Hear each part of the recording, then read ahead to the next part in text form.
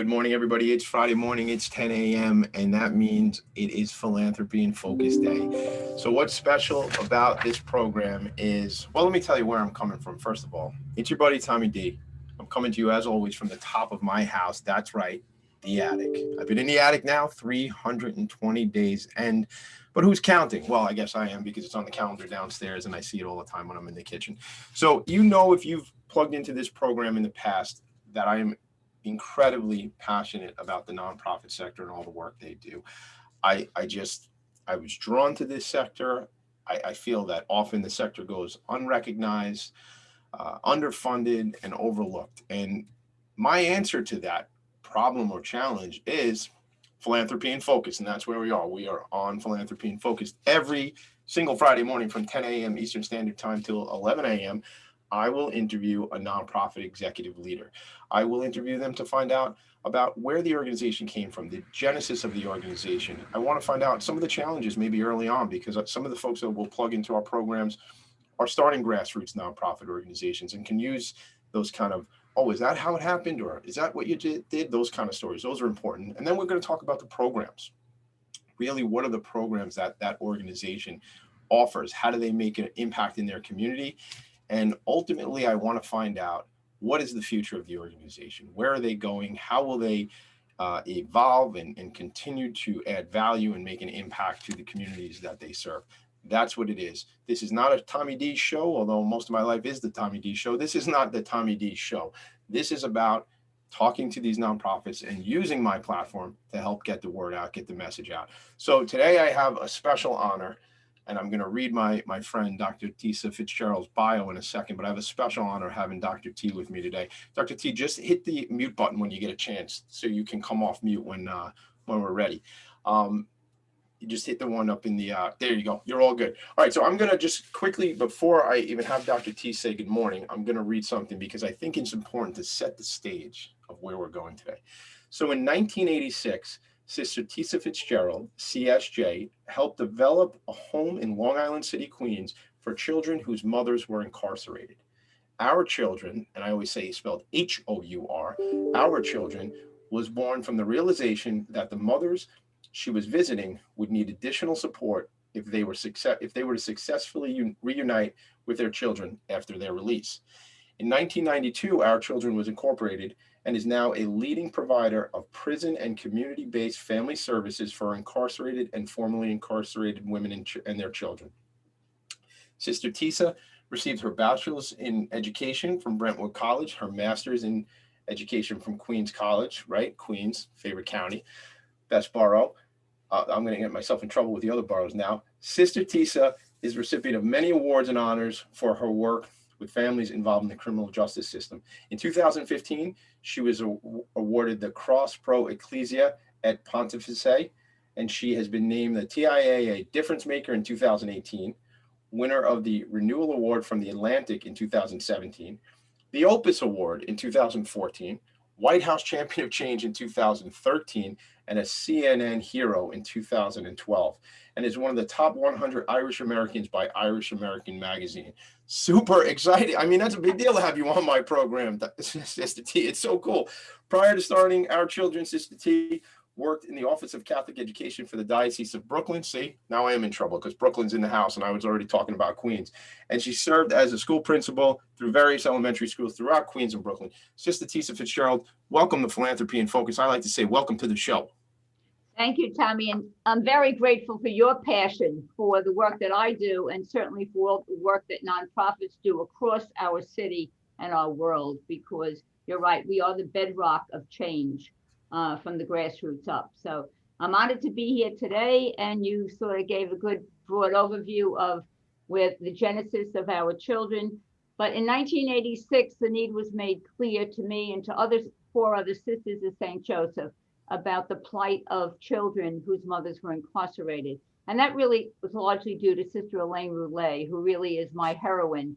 She was the forefront runner of services inside correctional facility in Bedford Hills. And she reached out to our community, Sisters of St. Joseph of Brentwood, to gather together to have some kind of a practical solution to help children. And the solution ended up to be establishing a home here in Long Island City in St. Rita's Convent. And that home was lovingly called my mother's house. So when the children came to live there and people asked, where do you live? They say, I live with my friends in my mother's house. And that name has continued right through today. And it's across the street from where I am in Long Island City in the offices. So that was the origin of it. And for 9 years, the sisters and I really were licensed foster mothers, just so that we would really be able to navigate the world of these children and the mothers. And it took us inside Bedford Hills Correctional. And there I met the most amazing, honest, humble women who were filled with grief and remorse over the poor choices that they had made. And so much of it was driven at that point in time. And all they yearned for was a chance to really step out of prison and really make good lives for their children. And they know they needed help. And they were very honest about that. There was no cover up of stories. No, I didn't do anything. It was just a look forward with hope. And they needed us. So that's really where our children was born. We moved from caring for children for the 9 years to establishing a house. And it was really right on the same block at that time. It was an abandoned house that the parish let us take over. We, with the help of many volunteers, fixed it up so that when a woman came out of prison, her child who lived across the street could rejoin her there and be established in the Long Island City, go to the same schools, stay in the Girl Scouts, play basketball, do all the things that were important for that child's family.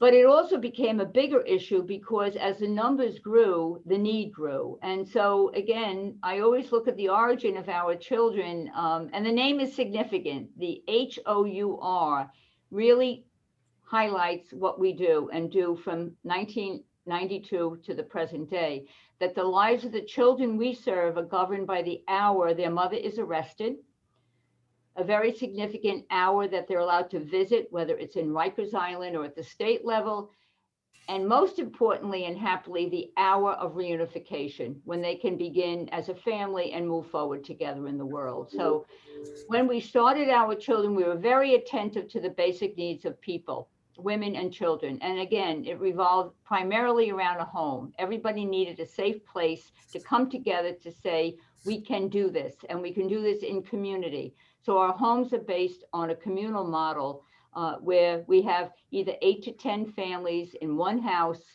communal dining, communal routines, working with each other, helping each other, being the family that many of these women did not have. So that was the original model, and that model continues today. The needs of the women obviously were very basic, childcare. So we started a babysitting program that grew into a licensed daycare, which was very important because many of the women were coming from the Bedford Hills nursery with a baby who was 1.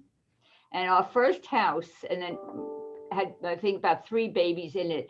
Then we needed more space. So we moved to Richmond Hill and we opened a house in 1995 and immediately had 12 mothers and 14 babies. We had 2 sets of twins in that house. So that became a very important part of what we did, childcare. And then again, the need grew. And fast forward to 2021, we now have 9 houses in all Queens based. We've tried to get into the other boroughs, but we haven't quite been successful there. But it's important that we are in close proximity to each other to continue that communal family relationship. But as the needs grew, we saw that women needed, besides a house, they needed childcare, they needed clothing. So we started a very simple thrift shop. Actually, we started getting donations of clothes from people for the women because they came out with nothing. When you come out of prison, you come out with nothing. The clothes on your back, which is usually state issued, and it's the thing you want to get rid of immediately. So people started donating, and then that grew to the need. We had too much, so we opened a thrift shop in an old parish warehouse of St. Rita's, and that immediately was work for our people. Our women ran it. It was employment. It gave them opportunity to learn how to navigate the world of work, and that grew. And that, again, the thrift shops were important because people came by the droves to help us, either donating time, donating clothing, giving us money, doing things. And now today thankfully have 3 thrift shops, one on Steinway Street, which is really the main corridor of the Astoria shopping world. But they are all run by our women. And that, again, was a great training place for them. From there, we went to the issue around older children. We started an after-school program because we had women who were reuniting with older children, many of whom were in foster care. So we were involved in the court system. They came out. We had wonderful social workers we started hiring, and they helped us navigate the world of ACS, child welfare, in reunifying families here in our homes in Queens. And from that also grew the need for increased social workers. So we have a whole cadre of social workers, child therapists who really work with the families on site. And then we were asked to open a food pantry. And we had a small food pantry that was really an exclusive club for women who were coming out of prison. But New York Community Trust asked us to expand it because this area of Long Island City is between 2 of the largest housing projects in America, Queens Bridge and Ravenswood. So we were very happy to do that. And it was at that point in time, it was very clear to us that while we had a mission to service formerly incarcerated women and their children, we were becoming a very crucial service provider in this neighborhood. Very, very important. So we opened the food pantry and again, moved the thrift shop out, moved the food pantry in and navigated land and opportunities around here. And to this day, the food pantry is a vibrant, vibrant service and a real anchor for food security in this neighborhood. It's run by our women. Again, that's a job now, and it's open 3 days a week, and the numbers are growing. And we can talk more about that later. I want to talk. We're going to go to a break in 2 minutes, sister. So I just want. Very important, and I will be in big trouble if I don't mention this. The women needed education, job training.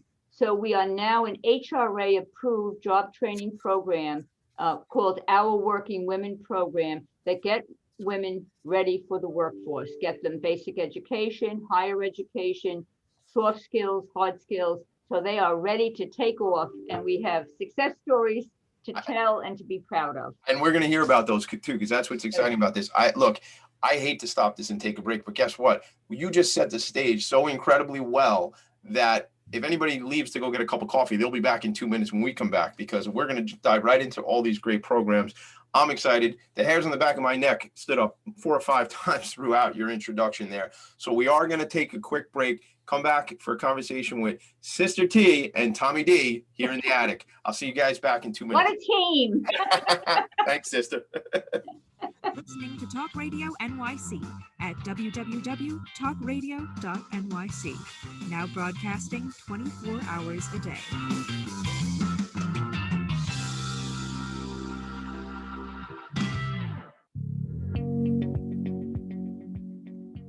Do you love or are you intrigued about New York City and its neighborhoods? I'm Jeff Goodman, host of Rediscovering New York, a weekly show that showcases New York's history and its extraordinary neighborhoods. Every Tuesday live at 7 p.m., we focus on a particular neighborhood and explore its history, its vibe, its feel, and its energy. Tune in live every Tuesday at 7 p.m. on talkradio.nyc. Hey, all you listeners, looking to boost your business? Why not advertise on Talk Radio NYC with very reasonable rates? Interested? Simply send us a message on our website, talkradio.nyc.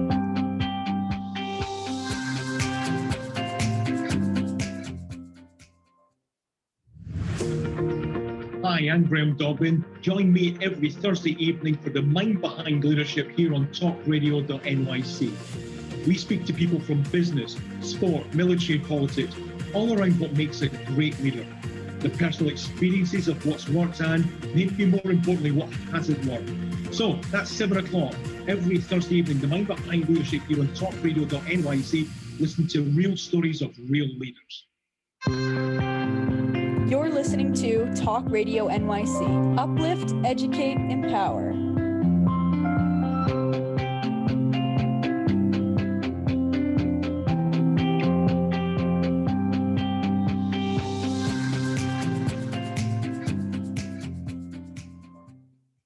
Nonprofits need connections to move in good directions. So cut through all the static. Join Tommy in his attic. That's right. Every Friday morning, join Tommy in his attic, or at least for the foreseeable future. That's where I'll be because I've been here for a long time already. Sister T, I don't know if you know this, but the individual who originally connected us is the singer on my jingle right there. Oh, wow. Uncle Brendan Levy, my buddy. Oh. Right? He's family to us. And, he has a band, and I'll shamelessly plug them.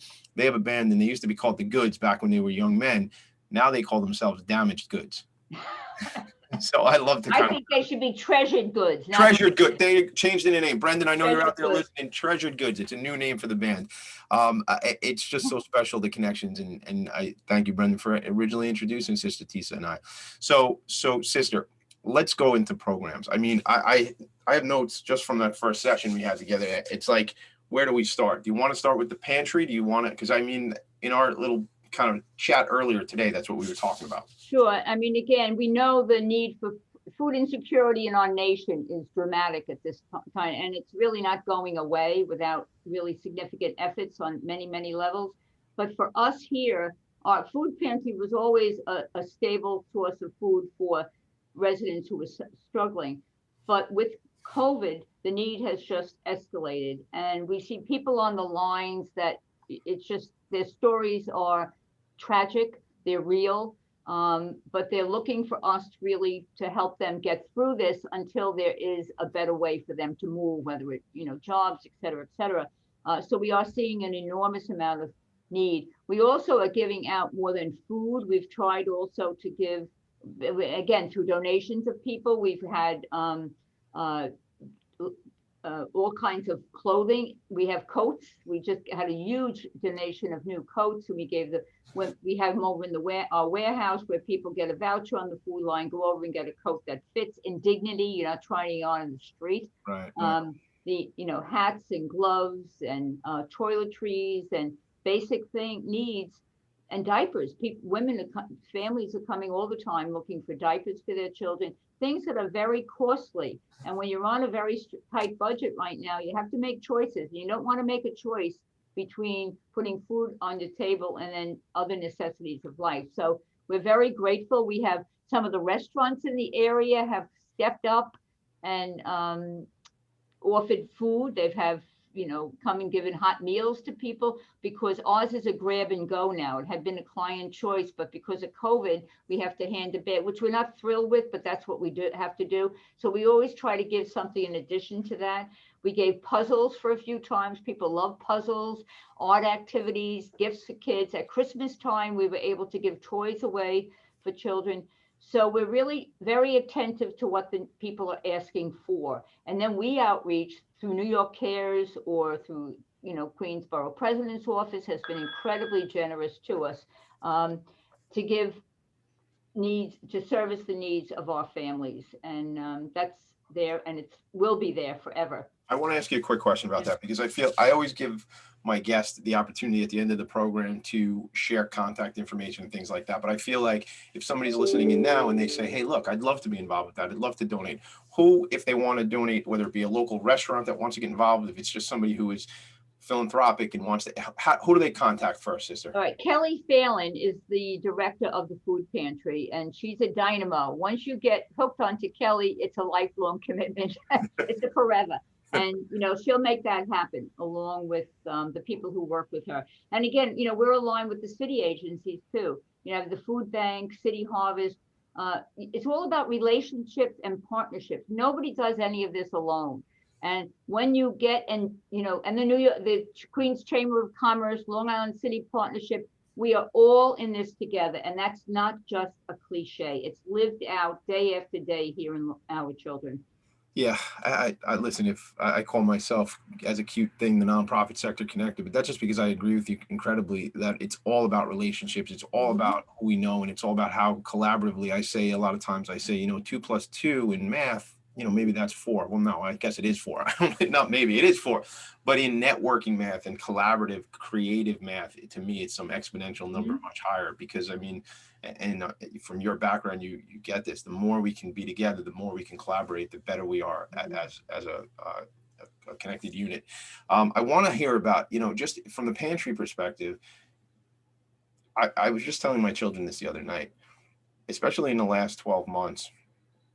What's gone on is people who had never maybe expected to be on the line at a pantry or on the line at a coat drive. And I've seen it here, I'm out in Nassau County, and, I've just seen it on the local news about how they show individuals who, are now on a food line who would have never thought that. Can you speak to some of that? And just you said, you used a word with the coats, with dignity, that it's, so can you speak to that about just the difference of folks that you're starting to see, and how much more the need is right now? Maybe an anecdote or two.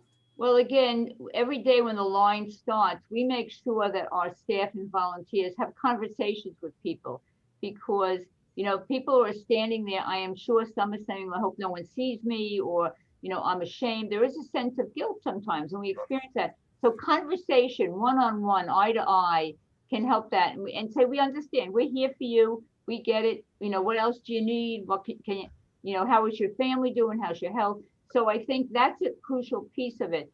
And so many of our people are now known by name. And when they come up, they'll say, thanks so much. My name is Joe, or this one. And I'm glad you're here. You're part of our community. And it's really very, very important. And the thing that also is, we have to remember, is our mission, that they know that the people who are doing this, or people have seen hard times, right, people who had to depend on people who made big mistakes in their life, and have turned themselves around, and with great dignity and pride can now give back.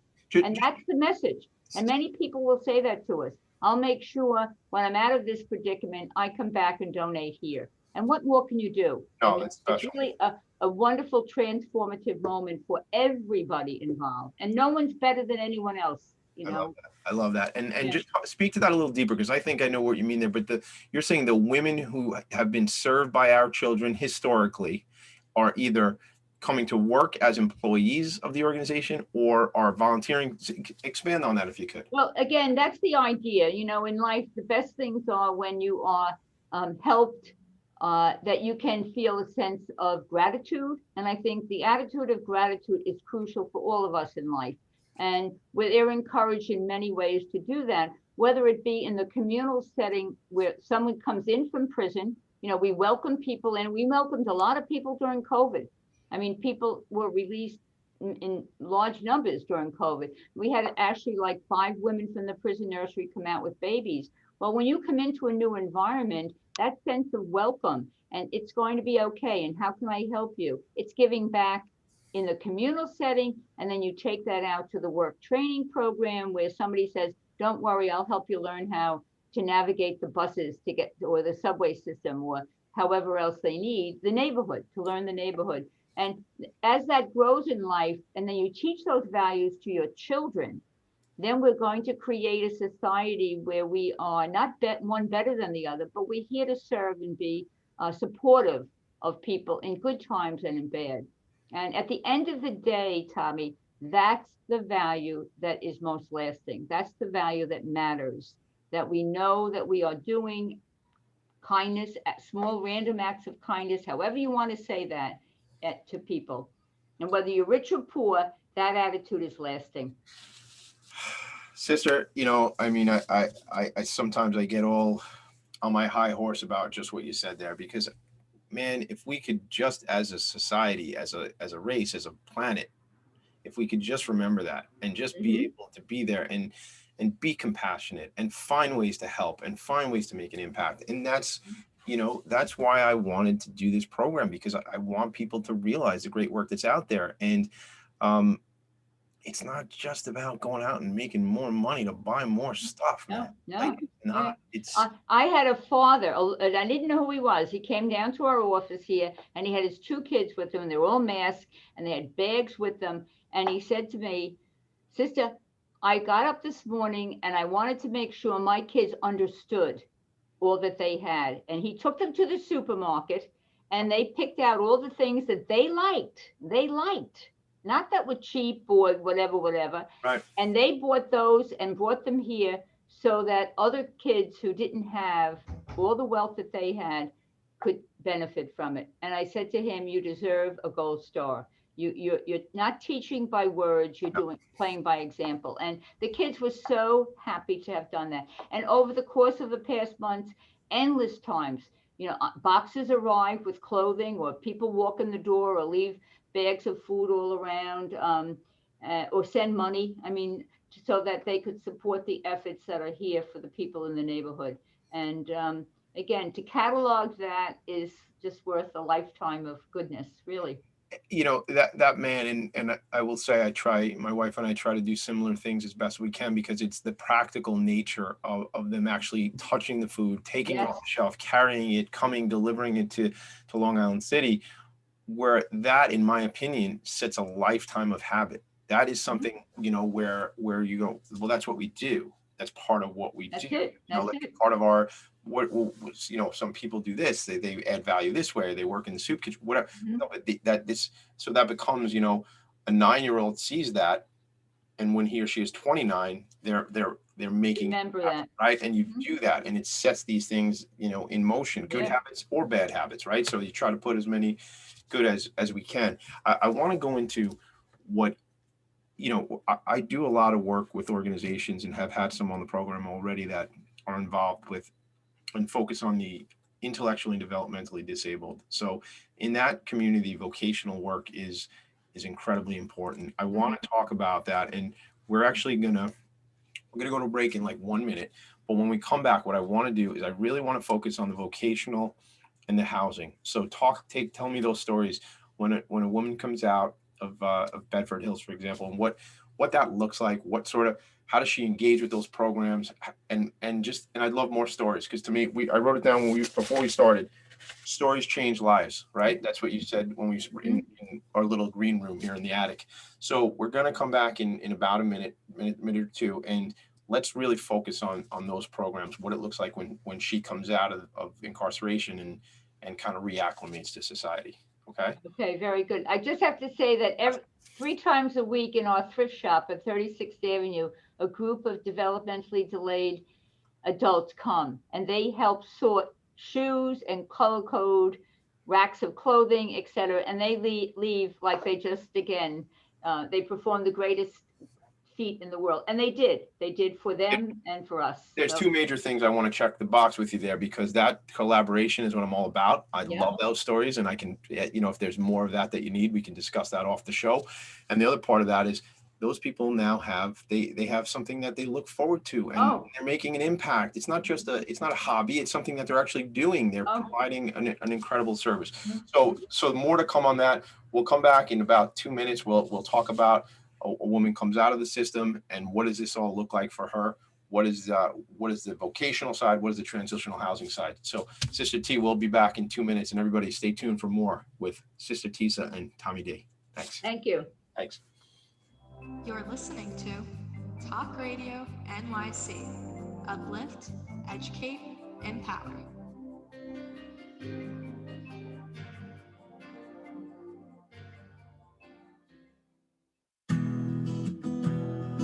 Are you interested in having a better relationship with yourself, others, and God? Greetings. I'm your host, Dr. George Andow, for the show A Journey Through into Awareness. On my show, we journey into the awareness that the mind of God is the true seat of our personal consciousness. We join together each Monday at 7 p.m., so tune in on Talk Radio NYC. You know you have it. The potential for a more rewarding life, a life that matters. But how do you get there? The answer is in a best-selling book by the coach of the successful and wealthy, Ken D. Foster, The Courage to Change Everything, Daily Strategies and Wisdom to Awaken Your Hidden Genius and Transform Your Life. With this powerful yet amazingly simple daily guide, your future is in your hands. You will be empowered to unlock your potential, bring out your true gifts, increase your wealth, and take your life and business to a new level. Get your life-transforming copy of Ken D. Foster's The Courage to Change Everything by going to couragetochange.us. That's couragetochange.us. Quite frankly, there's no other book like this. Imagine what your life could be like if you had at your fingertips the success principles to create the life you've always wanted. Are you ready to live your dream? Go to couragetochange.us. You're listening to Talk Radio NYC at www.talkradio.nyc. Now broadcasting 24 hours a day.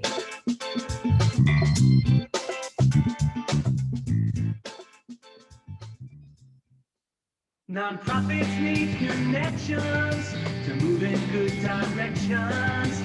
So cut through all the static. Join Tommy in his attic.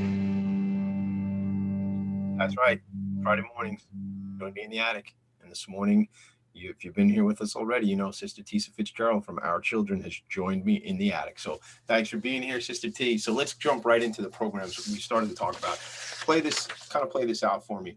A woman, you know, that you said that one of the important hours is that reunification hour. Mhm. Mom is coming out. I actually see the vision. You know, they open the fence and she's walking to the car. Right. That'll bring me through that. Well, it's very important to know that Our Children now holds the contract to run the Family Service Program inside Bedford Hills, maximum security, and across the street to Conic Correctional. So we have our staff in there who are very attentive to the needs of women coming out. And we have to be selective, of course, because we don't have room for everyone. So when a woman is ready to come out and accepted into our program, we are waiting there at the gate with our van and a welcoming driver who picks them up, either maybe with a mother and a baby from the nursery, or a mother who's going to reunite with children. And they stop for lunch on the way down, which is probably one of the biggest treats going after how many years inside prison. They arrive here in the office, a social worker meets them, everybody in the staff comes out to greet them, and they are, you know, orientated to the world of our children. Expectations are crucial. You know, really, people say we run a tight ship. I hope we run a loving tight ship, a realistic one that really sort of helps the women set their own path for success. And that does mean having routines set in place for you. Then the woman is typically brought to the house, wherever she would be, either go in Long Island City, in Richmond Hill, Astoria, wherever that's going to be. And she walks into a beautiful room that's ready for her with typical flowers around and a nice, clean, welcoming home. And then the house manager would then work with her in, you know, talking about the rules of the house and what's the expectation for cleaning and cooking and shopping and all those good things. And then life begins. The next day, it's very important. Perhaps she has to go to parole or not.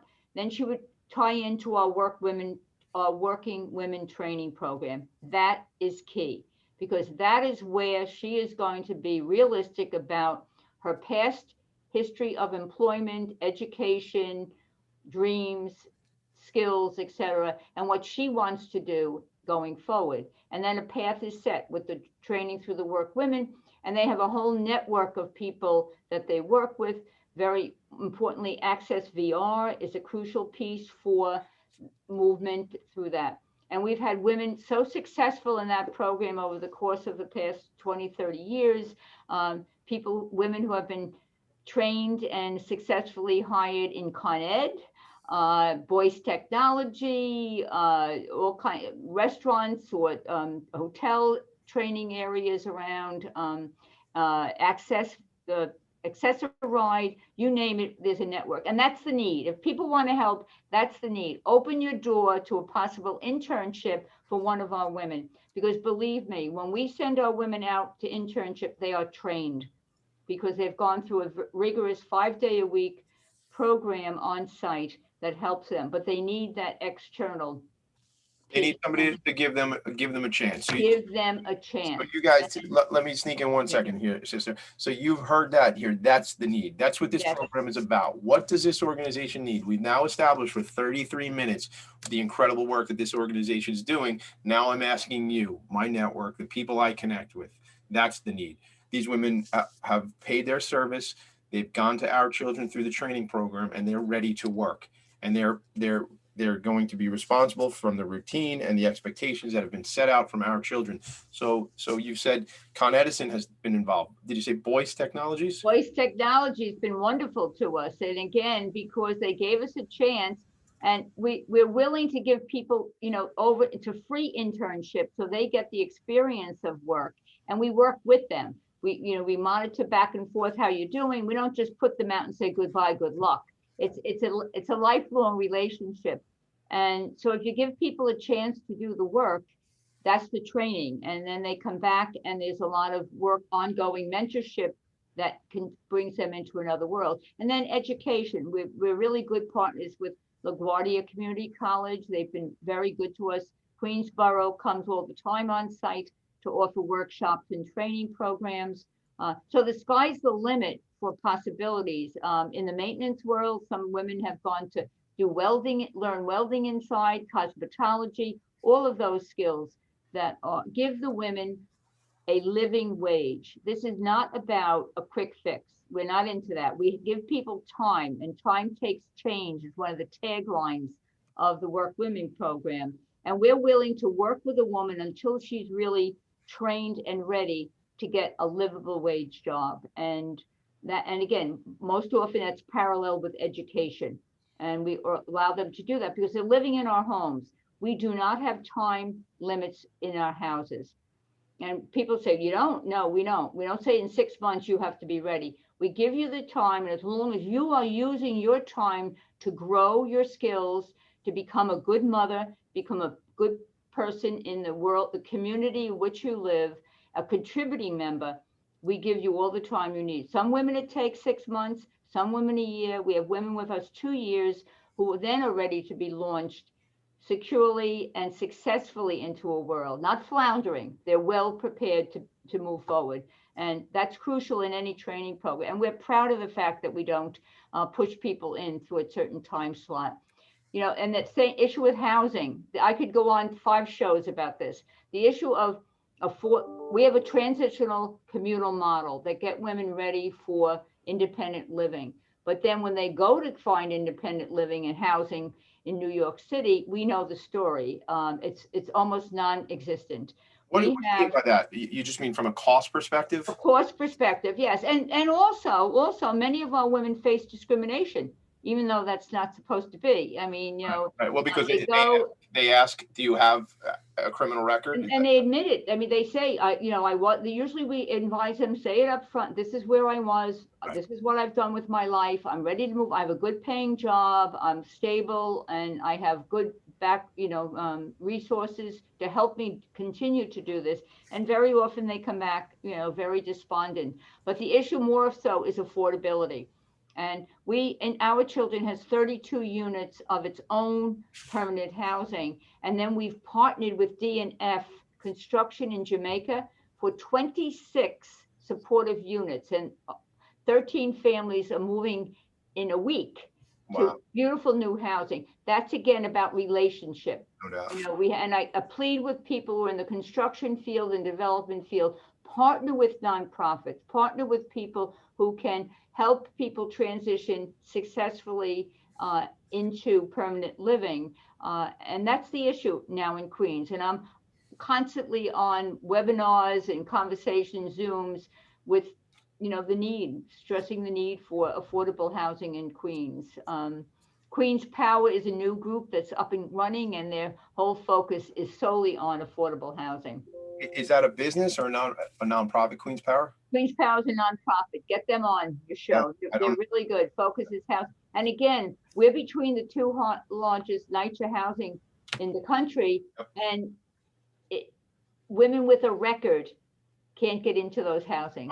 Really? Is that true? Yes, that is true. That is true. And I mean, there are hoops they can go through, and maybe in 3 or 4 years they'd be eligible, but that doesn't solve the problem when they're ready, after a year of hard work to move toward independence, and they have resources. So the issue of housing is dire, and not only for the world of our children, but for all people. And I know it's a constant banner cry now, and it will be, but we need to put our heads together because there are solutions that can happen. There are. And That's, I'm sorry to cut you off. Please continue.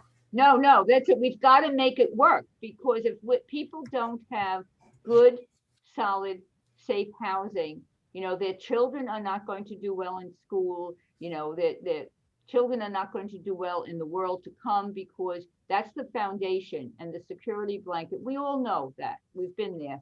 No, 100%. And I talk a lot from a positive perspective, that the ripple effect, and I speak to the ripple effect of, what is the ripple effect of making these connections, right? In a positive sense, right? All these people, but then you speak to the fact of the ripple effect of what is the ripple effect, if I could, about not having a structure in place, a home, not having, someone to come home to, not have, so with all, that creates more negative, right? Right. But having the home, creating the community, the fact that you talk about these women and their children, while they may be separate, but they're both living on the same block in Long Island City, and they're both in the same community, right? If they have to be separate for whatever reasons initially when they first come out, but that what you're creating there, I look at it, and my friend Michael Katakis was on last week, and we started talking about the butterfly effect. And what is the butterfly effect of you affecting one woman? And it's not one woman, you've affected thousands of women, right? Tommy, the possibilities are limitless when you start empowering a woman, a mother, a family to say, look where we've come from, look what we've done. We've done hard work. This is hard work. This is not a handout. This is not giving somebody a red carpet. It's saying, if you're willing to put in the time, the energy, and have the resilience to go through many hurdles, because formerly incarcerated women have many hurdles to go. The stigma of society is still there, but you can do it. And you can't do it alone. That's the secret. And that's I think, what Our Children stands for. We are with you. Our social workers, our staff, our development people, our finance people are all here to walk with you toward a successful future. And it can be done. And the women who have done it stand as role models, and they are ever present in our community. People rarely say goodbye forever to Our Children. They may go off to live independently somewhere in New York State, New York City, but so often they come back, because this is where they look at their formation took place.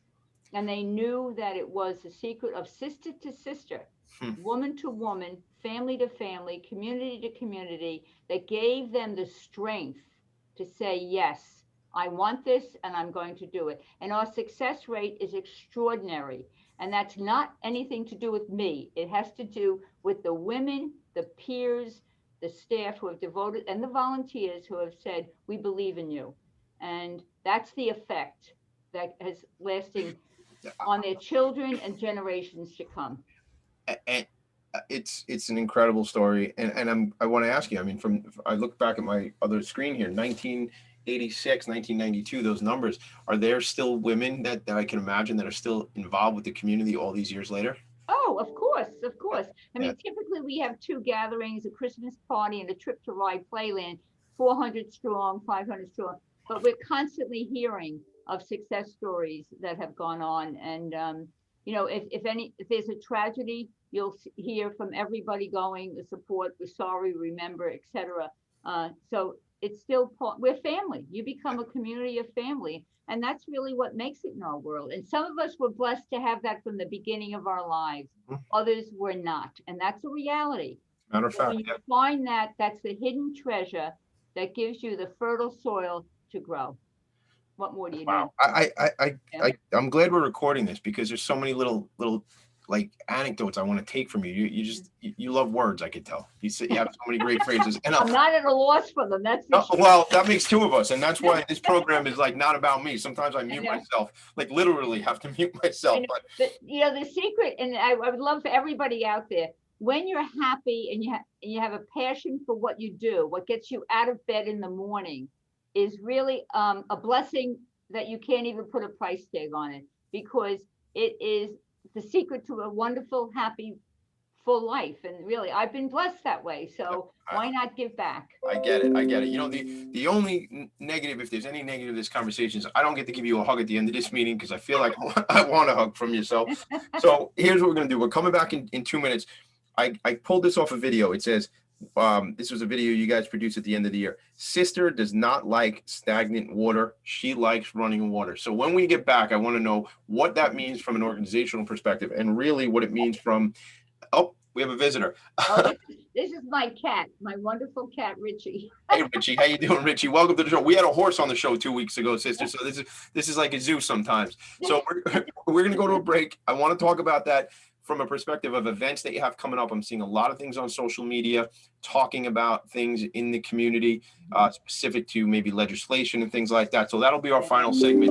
So we'll come back. We'll talk about that. I'll have sister share information to get in touch with our children, and then we'll be bringing it to a close after that. So back in 2 minutes, sister. I'll see you soon. You're listening to Talk Radio NYC. Uplift, educate, empower.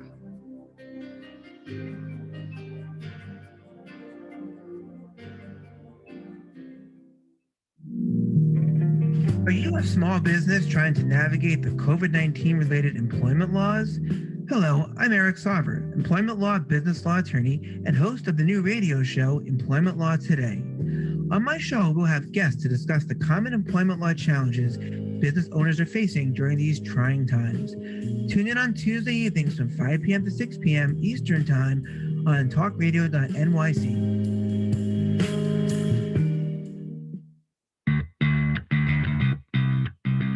Are you a business owner? Do you want to be a business owner? Do you work with business owners? Hi, I'm Stephen Fry, your small and medium-sized business or SMB guy, and I'm the host of the new show, Always Friday.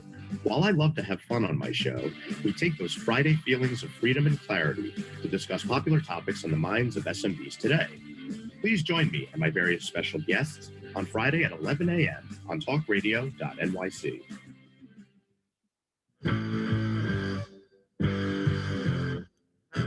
Do you run or are ready to open your own business? Hi, I'm Jeremiah Fox. I've been operating and opening small business for the last 25 years, and I'm the host of the new show, The Entrepreneurial Web. Tune in every Friday at noon Eastern Time for insights and stories on the nuances of running small business right here on Fridays at noon, talkradio.nyc. You're listening to Talk Radio NYC at www.talkradio.nyc. Now broadcasting 24 hours a day.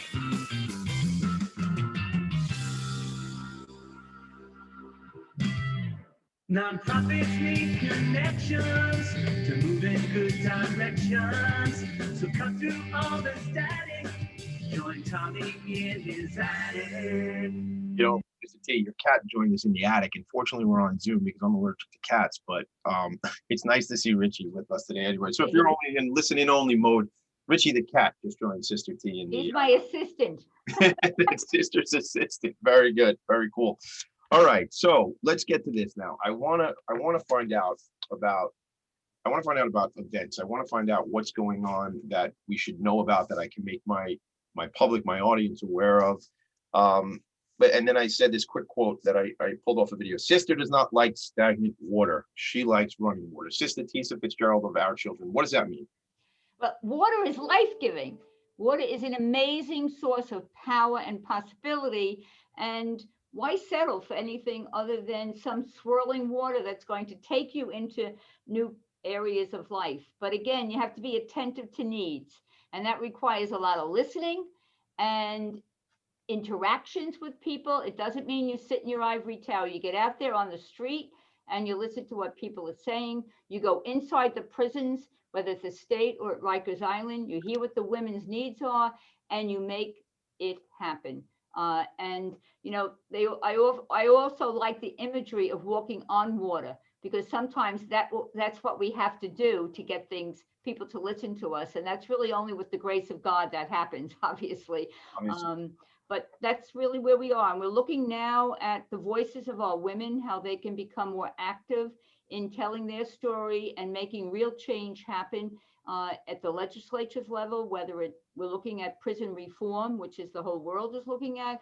But there's a real movement called Releasing Aging Prisoners and Parole changes that we are trying to get everybody engaged in. And that's important because there's no better voice to do that than the women who have been inside. We are on the local level, the city level, we're looking at the issues around Rikers Island and transforming what that island represents for women who are in our city, and we can do better. And we're very much in the advocacy of closing Rikers and bringing it out into the community. So that's one way of looking at it. We also here in the community, we're looking at transforming the Long Island City area where we are to make sure these people have a voice. Our friends in the projects, our friends in all of the other areas around.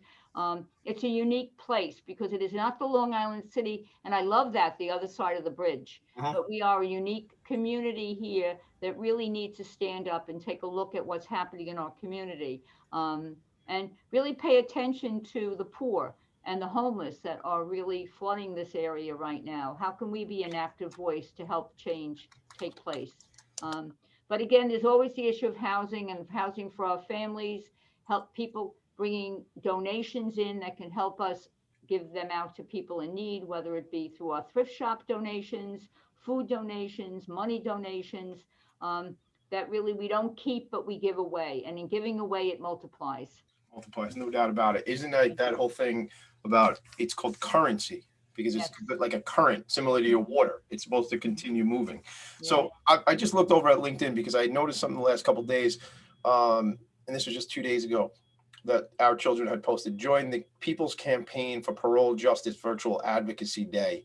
So that's something that's upcoming. I notice Our Children has a great social media presence, and should I assume that that's probably you doing that, sister? I imagine you're probably good with like LinkedIn and Facebook. No? Again, the smartest thing anybody can do is have great people behind you, or with you, sitting with you, and that's who I have. There are great people. My development staff, Kathleen Linares, etc., have us out there, and that's where we should be. Agreed. And that's what we want to do more of. It's certainly my job to make sure that happens, but it's not my job to do it. No, not at all. You have to have people around you in these special. Absolutely. 100%. Yeah. I noticed something just this week. There was a photo exhibit, sexual violence prevention that you guys had posted. So there's plenty of stuff. So in order to follow Our Children, everybody who's listening, it's our HOUR Children Inc. on that's how you find it on LinkedIn. But could you share other ways that they can get in touch with the organization and follow what's going on? Well, through our website. Our website is really fabulous. And, I didn't put in a plug for our teen program. And we have really developed over the past few years a growing awareness of the needs of our teens and the needs in this Long Island City community. So we have started a teen program that brings our kids together with neighborhoods, because we are one. And so we're also working with the 114th precinct and really looking at the needs of kids in this neighborhood. So that's a vital part. But you can't do better than going to our website. I know we're on Facebook and all other kinds of social media, Instagram. But also, I would say this, the best thing is in good times to come and show up here and meet us, because I guarantee you, when you meet the women we serve face to face and you understand and their character and the depth of their meaning and their convictions that life is really can be lived in a whole other new way, you will be changed, because that's who's changed my life. I wouldn't be sitting here today as passionate about this if I have not been privileged, not only to live with, I live with the women, I live with the women for all these years, but to be changed to their goodness, by their goodness and their resiliency and their honesty at life. So I invite you to come. And until then, I invite you to go on our website and all the other platforms to get to know who we are. All right. So they want to find out about volunteerism or the pantry. Kelly Fallon is their go-to, right? Right. But on the website, we have volunteer opportunities. We have people you can connect to. And anybody, you always will get a response. And if you don't get a response, call me. Call Sister T. And if you don't get a response from Sister T, call me and I'll get Sister T. All right. So we're gonna bring this home right now. So you know how to get in touch with the organization. You know how to find out about the organization. Sister, one last thing. The most pressing need that we can blast out. We talked about needs earlier, but is there something super pressing that the organization needs? I would love some more I'd like a lot of laptops. Laptop computers. There it is. So if you're listening, computer companies or Staples or wherever you might be, we have a school program, and the hardware they're working with is, pre-Moses. So let's talk about that, you and me, offline. There might be something we can do. All right, good, wonderful. Thank you all. God bless. And Tommy, namaste. You're wonderful. God bless. Appreciate you. Thank you all. Thank you so much. Good spirit. I shall. Let me bring it home, everybody. It's Tommy D, Philanthropy in Focus, your buddy, the nonprofit sector connector. 320 days here in the attic. And this is it. This is where we're bringing you the show live every Friday morning at 10 a.m. What I'd ask you to do is, if you have not checked it out yet, the New York City Imagine Awards application alive. Sister, don't forget about this. I'll talk to you about it later. But nycimagineawards.com. I've been sitting on the committee for Long Island and now for New York. So make sure you're part of that. If you want to connect with me, pretty easy. Instagram, tommyd.nyc. That's for New York City. Tommy D at philanthropyinfocus.com, and Focus is Phocus, because you've heard me say it before. I like alliteration. I thought it was cute. I thought it was funny, the whole thing. Find me on Facebook and LinkedIn, the whole deal. What I'd like to just say is these organizations are under-recognized, often underfunded, and I'm trying to solve for that problem each week here. So here's what I'd ask you to do. Stick in touch with me. See me every week. Stay tuned on the network for the rest of the day. My buddy Stephen Fry comes on right after me here at 11 a.m., always Friday, followed by Jeremiah Fox at noon with The Entrepreneurial Web, and then Wise Words Create Wealth with Joe McElroy. So we got a heck of a lineup here. So it's not just about this show. Stay tuned on the network. Reconnect with us next week. Sister T, thank you so much. I appreciate it. Thank you. God bless. Thank you. Tom. Thank you. God bless you too. I'll talk to you soon. Bye, everybody. Thank you. Bye, everybody. Be well. Connections to move in good directions. So cut through all the static. Join Tommy in his attic.